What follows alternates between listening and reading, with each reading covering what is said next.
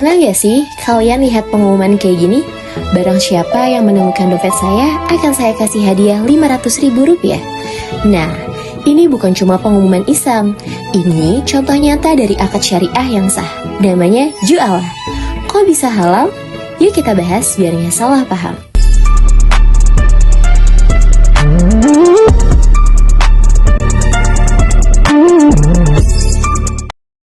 Jadi apa itu jualah? Secara sederhana, jualah adalah komitmen sepihak dari seseorang yang disebut ja'il buat kasih keimbalan atau hadiah tertentu kepada siapapun yang berhasil menyelesaikan tugas yang dia tentukan.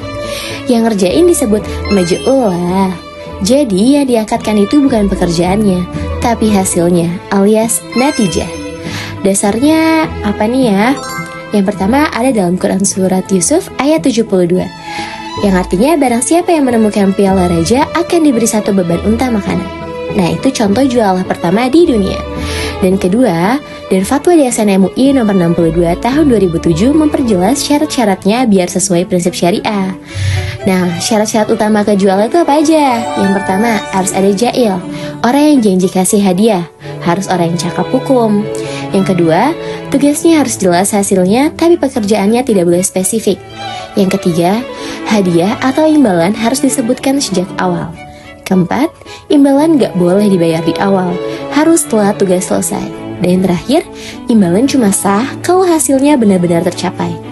Nah ada contoh nih, misalnya kamu kehilangan kucing terus kamu posting, siapapun yang bisa nemuin kucing saya bakal saya kasih Rp1.000.000. Itu namanya jualan. Kamu sebagai ja'il, orang yang nemuin dan bawa balik kucingmu jadi maj'ulah. Dan imbalannya sah dibayar kalau si kucing balik. Gak balik, gak ada imbalan. Simple dan adil. Loh, ini kan jatuhnya kayak sayembara. Bedanya apa sama judi? Nah, ini penting. Jualah itu bukan judi karena imbalannya jelas sejak awal.